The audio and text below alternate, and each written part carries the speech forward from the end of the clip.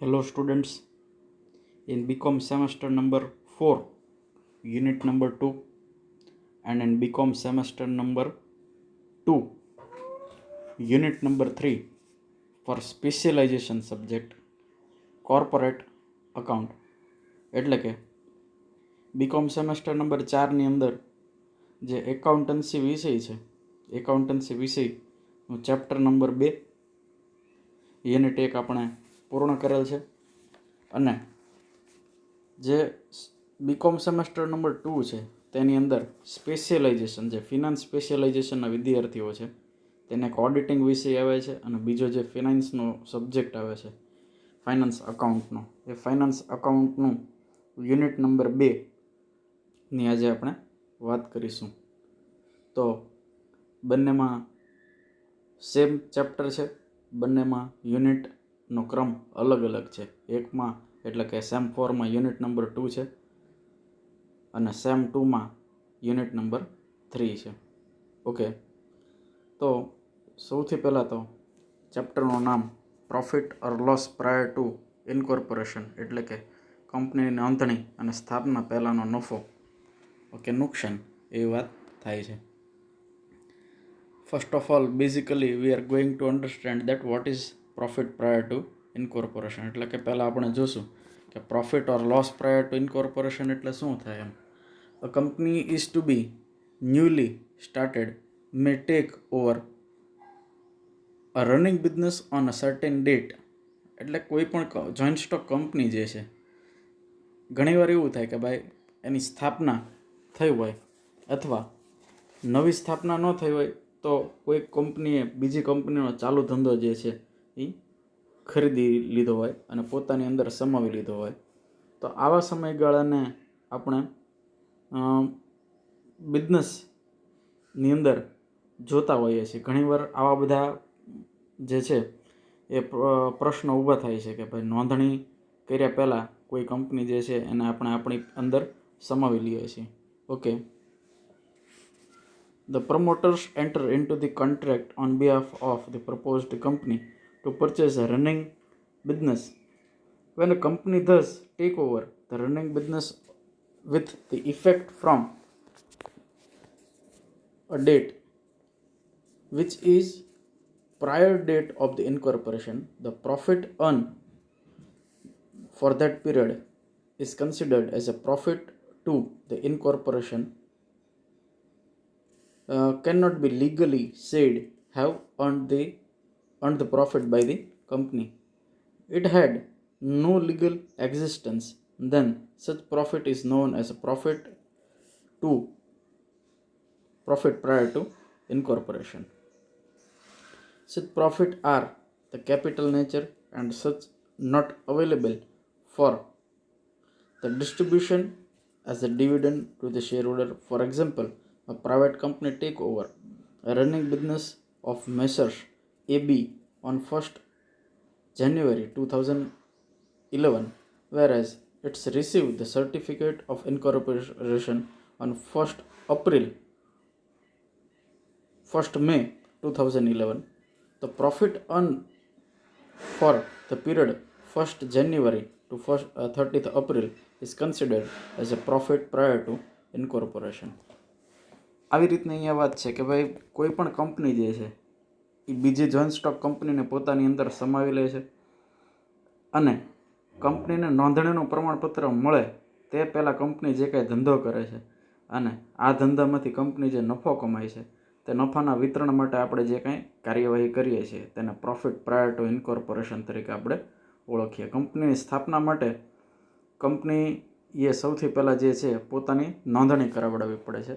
આ નોંધણી કરાવ્યા બાદ અમુક સમયગાળા બાદ સરકારી ઓફિસ દ્વારા તેની તપાસ કરી અને આ નોંધણી જે છે તેને મંજૂર કરવામાં આવે છે અને કંપનીને પોતાનું કામ શરૂ કરવા માટે કમેન્સ બિઝનેસનું સર્ટિફિકેટ આપવામાં આવે અને તે પહેલાં કંપની જે છે પોતાની કાર્યવાહી કરી શકતી નથી. But sometime it may happen that a company had take over the business running business of any particular company and for that purpose they are making sales of certain goods, and for that purpose before getting the incorporation certificate they are making business also, and the profit that is earned by the company before getting the incorporation certificate, that is considered as a profit prior to incorporation.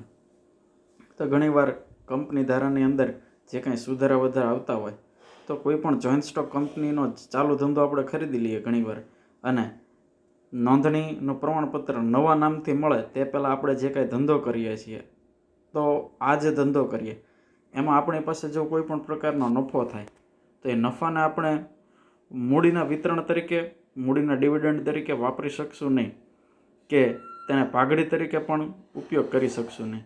તો આવા સમયગાળાએ જે કાંઈ નફો, જે કાંઈ આવક ઊભી થાય છે તે આવકને નોંધણી પહેલાંના નફા તરીકે આપણે ઓળખીએ છીએ. બરાબર. Methods of ascertaining profit or loss prior to incorporation, એટલે નોંધણી પહેલાં નફો કે નુકસાન જે કાંઈ આપણે મેળવવાનું છે તેના માટેની જુદી જુદી પદ્ધતિઓ આપણને આપેલી છે.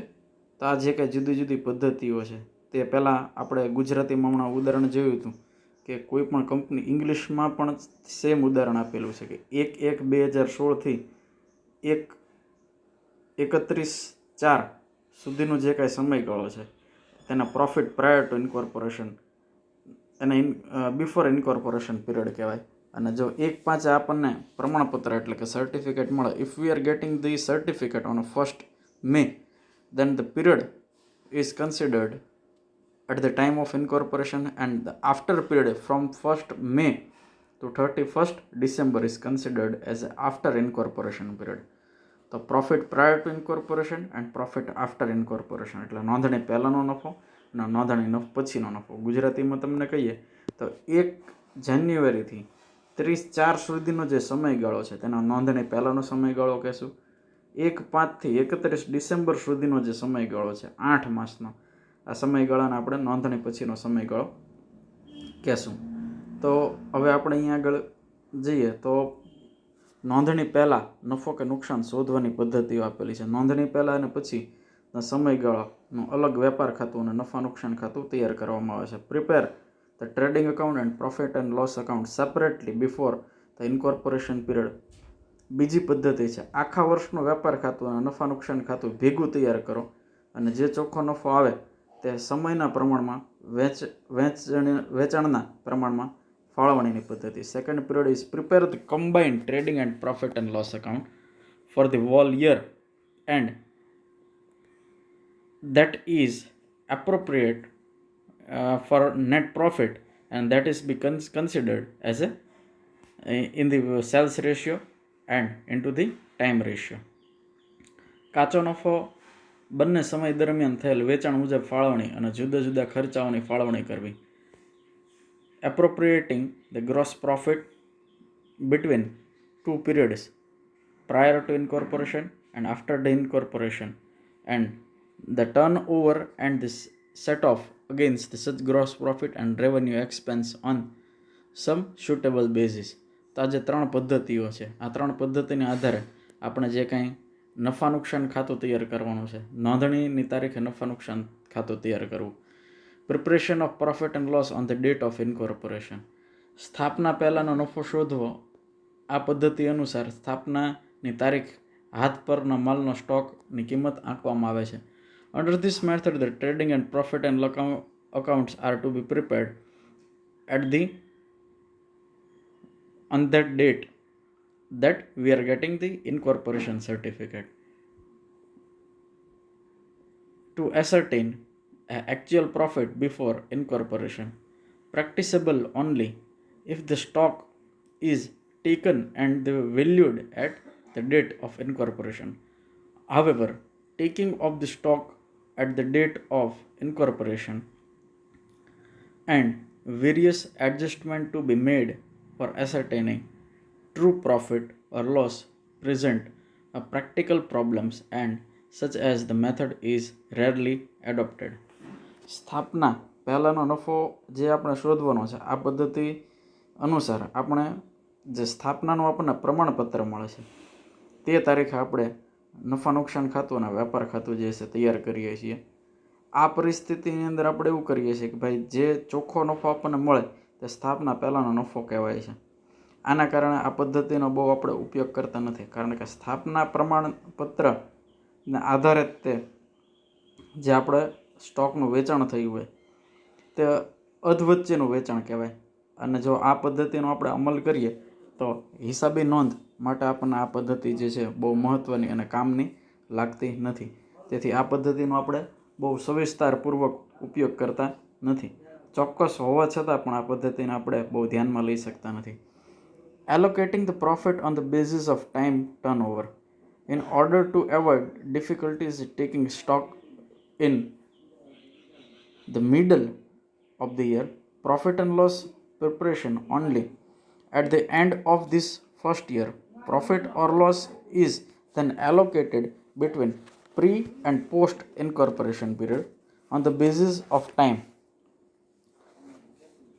and that is in the ratio of pre-allocation and the post-allocation period. Suppose E Limited purchase a running business on 1st January 2010 and receive certificate of incorporation on 1st May. Then final accounts is to be prepared on 31st December should be prepared, and profit and loss is to be distributed in the ratio of 1:2. What is the main reason behind distributing the profit and loss into 1:2? Because the incorporation certificate is received on 1st April, and the reason why the pre-period of incorporation is from 1st January to 30th April, and from 1st May to 31st December, it means 8 months. So prior to incorporation there are 4 months, and post incorporation there are 8 months. So 4:8 it divides and it derives into 1:2, 4 month and 8 month. We can see the same thing into the Gujarati also. કે ભાઈ બીજી પદ્ધતિ આપણે જે કાંઈ લેવાની છે, આખા વર્ષનું નફા નુકસાન ખાતું આપણે તૈયાર કરીએ છીએ. નોંધણી પહેલાં કે નોંધણી પછીના વ્યવહારોને અલગ બતાવતા નથી, પરંતુ છેવટે જે ચોખ્ખો નફો આવે છે તેને આપણે વેચી લેશું. એટલે સમયના પ્રમાણમાં આપણે વેચી શકાય, વેચાણના પ્રમાણમાં વેચી શકાય.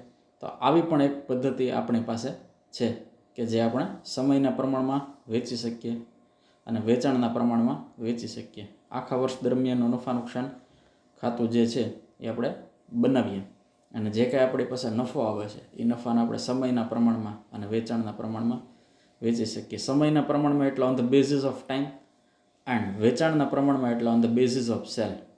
તો સમયના પ્રમાણમાં અને વેચાણના પ્રમાણમાં આપણે જે વેચવાનું થાય છે તો એ આપણને દાખલા ગણતા પહેલાં એક ટેબલ આપવામાં આવેલું હોય છે કે અમુક વસ્તુ જે છે જેની ગણતરી તમે સમયના આધારે કરી શકતા હોય તો તે વસ્તુને સમયના પ્રમાણમાં, અમુક વસ્તુ છે જેની ગણતરી તમે વેચાણના આધારે કરી શકતા હોય તો તેને વેચાણના પ્રમાણમાં, અને અમુક વસ્તુ માટે પહેલેથી એ લોકોએ આપણને સ્પેસિફિકેશન કહી જ દીધેલું હોય છે કે સમયના પ્રમાણમાં નહીં પણ વેચાણના પ્રમાણમાં નહીં, કાં તો તમે એને નોંધણી પહેલાં લેવું તેવું દાખલામાં સ્પષ્ટ કરેલું હોય અને કીધેલું હોય કે નોંધણી પછી લેવું, તો એવી રીતના પણ સ્પષ્ટ કરેલું હોય. તો certain number of things is explained to us that considered is as a prior to incorporation, considered is it as a post to incorporation, while in some cases they are explaining us that with the conditions it to be considered as into the time ratio, and that is need to be considered in sales ratio. Certain expense are directly depends on the sales. For example, sales expense, advertising expense, carriage expense, discount allowed on sales, customers commission, that is considered on a sale. તો આ બધી વસ્તુ વેચાણના આધારે જ તે નક્કી થઈ શકે કે ભાઈ આપણે જાહેરાતનો ખર્ચ ગણવો, પછી ગ્રાહકોને જે કાંઈ કમિશન ગ્રાહકોને આપણે વટાવ આપવાનો છે તો વેચાણ ઉપરનો વટાવ હોય તો આ બધી વસ્તુની ગણતરી તેવી રીતના થઈ શકતી હોય. અમુક વસ્તુ જે છે સમયના આધારે, જેમ કે ભાડું છે એ સમયના આધારે ગણી શકાય, વીજળીનું બિલ છે, ઇલેક્ટ્રિસિટી બિલ, એ આપણે સમયના આધારે ગણી શકતા હોય. અને અગાઉ આપણે વાત કરીએ એમ એક્સપેન્સ પ્રિસાઇડ અનઆઇડેન્ટિફાઈડ, તો પહેલેથી કીધેલું જ હોય કે આ વસ્તુ જે છે તમે નોંધણી પહેલાં લેજો, આ વસ્તુ જે છે તમે નોંધણી પછી લેજો. પ્રથમ હિસાબી વર્ષના અંતે કાચો નફો કે નુકસાન આવે બંનેને સમયના પ્રમાણમાં ફાળવી પછી જુદા જુદા ખર્ચાઓ અંગે વેચાણ કે અન્ય પ્રમાણમાં ફાળવણી. તો આ પણ એક પદ્ધતિ છે અહીંયા આગળ કે જે કાંઈ આપણે પ્રથમ હિસાબી વર્ષના અંતે કાચો નફો આવે તેને સમયના પ્રમાણમાં આપણે ફાળવીએ. after the completion of first year we find the profit and loss that to be distributed in time ratio, and after that words everything is to be distributed in sales ratio and other ratios that is given in example. તો અહીંયા આગળ આપણને examples આપ્યા છે. આ બધી જ વસ્તુ ગુજરાતી મીડિયમના મટીરિયલમાં, ગુજરાતી મીડિયમમાં ભણતા વિદ્યાર્થીઓ માટે, અંગ્રેજી મીડિયમમાં ભણતા વિદ્યાર્થીઓ માટે વ્યક્તિગતની PDF આપના ગ્રુપની અંદર મૂકેલી જ છે. અહીંયા સ્પેસિફિકલી આ ભણાવવા માટે આપણે બંને મીડિયમની બુક્સ જે છે એને બાજુમાં રાખીને મૂકેલી છે. બાકી ગુજરાતી મીડિયમનું સેમેસ્ટર 2નું ગ્રુપ હોય કે ઇંગ્લિશ મીડિયમનું સેમેસ્ટર 2નું ગ્રુપ હોય તો વ્યક્તિગત PDF મૂકેલી છે. સેમ ફોરમાં પણ એવું આપણે કરેલું જ છે. તો વેચાણને લગતા ખર્ચાઓ એટલે કે એક્સપેન્સ રિલેટિંગ ટુ સેલ્સ અહીંયા આગળ આપણને ઘણા બધા આપેલા છે. જાહેરાત ખર્ચ, જાવક માલ, ગાડા ભાડું એટલે કેરેજ એક્સપેન્સ, એડવર્ટાઇઝિંગ એક્સપેન્સ, આ બધા એક્સપેન્સીસ રિલેટેડ આ બધા ખર્ચાઓ સંદર્ભિત જે કંઈ વાત કરેલી છે તો તમામ બધી વાત અગાઉ આપણે જોઈ ગયા, અને તેને આધારે આપણે નોંધણી કરવાની થાય. તેના આધારે આપણે બધા ખર્ચાઓ જે છે તે લખી અને તેનું એક પત્રક બનાવતા હોઈએ છીએ. ઉદાહરણ તરીકે અમુક પ્રકારના ખર્ચાઓ છે, for example director fee, preliminary expense એટલે પ્રાથમિક ખર્ચા, ડિબેન્ચર પર વ્યાજ એટલે કે discount on interest on debenture, સ્થાપના ખર્ચ એટલે ઇન્કોર્પોરેશન એક્સપેન્સ. તો આ બધી વસ્તુ જે છે એ આપણને પહેલેથી નોંધણી પહેલાંના સમય પહેલાંના જ લાગતા હોય છે. તો આ બધી વસ્તુને આપણે પ્રાયર ટુ ઇન્કોર્પોરેશન અત્યારે લખવાની હોય. દાખલા જ્યારે આપણે ગણવાના હોય ત્યારે દાખલાને ગણતા પહેલાં how to define the time ratio, how to identify the sales ratio and what is the statement that is to be understand by us priorly. દાખલો ગણવા માટે આપણે આ બધી વસ્તુ જે છે કેવી રીતના ગણવી તેને સમજી લેવી જરૂરી છે, જેથી કરીને આપણે તે બધા દાખલા સરળતાથી ગણી શકીએ. તો અહીંયા તમારા મટીરિયલમાં પહેલી, બીજી, ત્રીજી બધી જ રીતો જે છે એ વ્યક્તિગત ક્યાં કેવી રીતના કરવી તેની નોંધ આપેલી હોય છે. જે વસ્તુ ગુજરાતીમાં આપેલી છે તે વસ્તુ તમારા મટીરિયલમાં ઇંગ્લિશમાં પણ છે જ.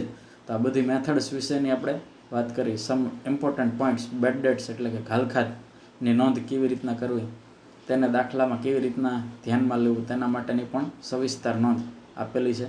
બેડ ડેટ રિઝર્વ એટલે ઘાલખાત અનામત, ડિસ્કાઉન્ટ ઓન ડેટર્સ એટલે દેવાદાર પરનો વટાવ વિશે આપણે શું કામ કરશું, સેલરી ટુ સેલ્સમેન જે કર્મચારી, વેચાણના લગતા કર્મચારી છે તેના પગાર માટે આપણે કેવી રીતના ટાઈમ રેશિયો કન્સિડર કરશું, સેલ્સ રેશિયો કન્સિડર કરશું, કેવી રીતના ડિવાઈડ કરશું.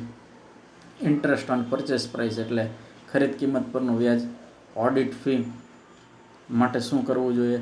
આ બધી વસ્તુ જે છે તમને તમારા મટીરિયલમાં વ્યક્તિગત આપેલી છે. આપણે દાખલો ગણતા પહેલાં આ બધી જે આપેલી ડિટેલ્સ છે, ગુડવિલ એટલે કે પાઘડી, તે બધી વસ્તુનો એકવાર અભ્યાસ કરી લેવો જોઈએ. જો ઘાલખાત છે, બેડ ડેટ્સ છે તો એને આપણે વેચાણના પ્રમાણમાં સેલ્સ રેશિયો, કારણ કે બેડ ડેટ્સ કોની ઉપર આવતી હોય, ઘાલખાત કોની ઉપર આવતી હોય તો વેચાણ ઉપર આવતી હોય, સેલ્સ ઉપર થતી હોય, તો એ સેલ્સ રેશિયોની અંદર આપણે તેને ડિવાઈડ કરવું જોઈએ. જ્યારે ક્વેશ્ચનની અંદર અમુક વાર આપણને સ્પેસિફાઈ કરી દીધું હોય કે આ વસ્તુ જે છે તેને પોસ્ટ ઇન્કોર્પોરેશન લેતો હોય એટલે કે નોંધણી પછી લઈ જવાનું. સેલ્સમેન સેલરી જે છે એટલે સેલ્સમેન આપણને એમ થાય કે ભાઈ સેલ્સને લગતી વિગત છે, પણ છતાં પણ એ વસ્તુનો આપણે ટાઈમ રેશિયોની અંદર લેવાની છે. તો દાખલો ગણતા પહેલાં આ બધી વસ્તુ આપણે સમજી લેવી જરૂરી છે. સેલ્સમેન કમિશન અલાઉન્સ તો એ સેલ્સ રેશિયોની અંદર આપણે ધ્યાનમાં લેશું. એમ ઇન્ટરેસ્ટ ઓન પરચેસ પ્રાઇસ એટલે ખરીદ કિંમત પરનું વ્યાજ જે છે, when paid it must be divide into the time ratio. તો આ બધી વસ્તુ દાખલો જ્યારે આપણે ગણશું ત્યારે આપણને ખબર પડશે કે એક પત્રક બનાવવાનું હોય છે. આ પત્રકની અંદર એવું ચોખ્ખું દર્શાવેલું હોય છે કે એક વિગતનું ખાનું હોય એટલે કે પર્ટિક્યુલર્સ, બીજું રેશિયો, રેશિયો એટલે કે પ્રમાણ. હવે એ પ્રમાણની અંદર આપણે કયું પ્રમાણ, કયો રેશિયો લઈએ તો સેકન્ડ કોલમ એનું, ત્રીજું કોલમ જે છે એની અંદર 2 ખાના પડતા હોય છે. ત્રીજો કોલમ એટલે કે જે આપણું પ્રાયર ટુ ઇન્કોર્પોરેશન એટલે નોંધણી પહેલાંનો સમયગાળો, એની અંદર રકમ રૂપિયાના 2 ખાના, અમાઉન્ટની 2 કોલમ, અને પછીનું જે કોલમ છે એની અંદર પણ પોસ્ટ ઇન્કોર્પોરેશન એટલે નોંધણી પછીનો સમયગાળો, એની અંદર પણ પાછા 2 ખાના પડતા હોય છે. તો આવી રીતના દાખલો ગણવા માટે એક જ પત્રક જે છે આપણે બનાવવાનું છે, જે પત્રક તમારા મટીરિયલની અંદર આપેલું છે. આની પછી જે કંઈ આપણે લેક્ચરમાં ભેગા થશું તે લેક્ચરની અંદર આપણે તમામ પ્રકારના દાખલાઓને કેવી રીતના વર્ગીકૃત કરશું, how we distribute the expense, time ratio જે છે તે કાઢવો, તે કેવી રીતના કાઢવું. તો નોંધણી પહેલાંના સમય ઉપરથી, પ્રાયર ટુ ઇન્કોર્પોરેશન ટાઈમ ઉપરથી આપણે ટાઈમ રેશિયો કાઢી શકીએ. હમણાં ઉપર આપણે ઉદાહરણ જોયું તેમ. એમ સેલ્સ રેશિયો માટે પણ અલગ અલગ એ લોકોએ એડજસ્ટમેન્ટ્સ આપેલા હોય છે, તો તેને આધારે આપણે સેલ્સ રેશિયો પણ કાઢી શકીએ. દાખલો ગણતા પહેલાં ટાઈમ રેશિયો અને સેલ્સ રેશિયો એટલે સમય પ્રમાણ અને વેચાણ પ્રમાણ, આ બંને પ્રમાણ જે છે આપણે કાઢી લેવા પડે છે. એ પ્રમાણને આધારે પછી આપણે દાખલાની અંદર આપેલા ખર્ચાઓ આપણે ડિવાઈડ કરશું. અમુક નોંધણી પહેલાં, અમુક નોંધણી પછી અને છેલ્લે પછી ટોટલ મારવાનો આવે છે. વધુ આપણે આવતા લેક્ચર્સમાં જોઈશું.